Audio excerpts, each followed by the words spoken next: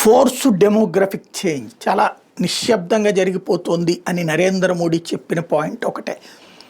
గత యూపీఏ హయాంలో చాలా తెలివిగా జరిగిపోయింది ఏంటయ్యా అంటే, ఈ బంగ్లాదేశ్ నుంచి వచ్చినటువంటి వాళ్ళు బెంగాల్లో నుంచి నిదానంగా ఇతర ప్రాంతాలకు వలస వెళ్ళేటటువంటి విధంగా సహకరించారు.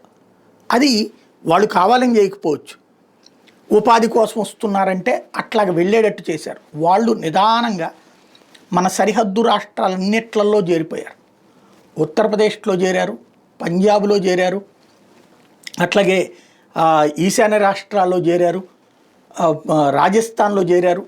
అట్లాగా సరిహద్దు రాష్ట్రాలు వీళ్ళు చేరిపోయి పాకిస్తాన్కి ఆనుకుండేటటువంటి లేదా చైనాకి ఆనుకున్నటువంటి భూభాగాల్లో కనీసం ఒక 100 కిలోమీటర్ల పరిధిలో వీళ్ళ సంఖ్య పెరిగిపోయింది అకస్మాత్తుగా గత 10 ఏళ్లలో. ఇప్పుడు వాళ్ళని తిప్పి పంపించకపోతే రాబోయేటటువంటి రోజుల్లో అత్యంత ప్రమాదకరమైనటువంటి అడుగు. వాళ్ళు పాకిస్తాన్ కోసం పనిచేస్తారు.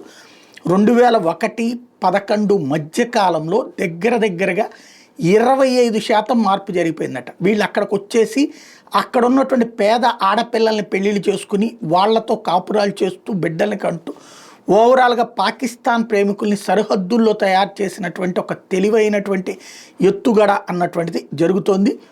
అది ఇప్పుడు ప్లాన్డ్గా చేస్తున్నటువంటి దాన్ని కంట్రోల్ చేసే ప్రయత్నం గురించినే మోడీ మాట్లాడుకొచ్చింది.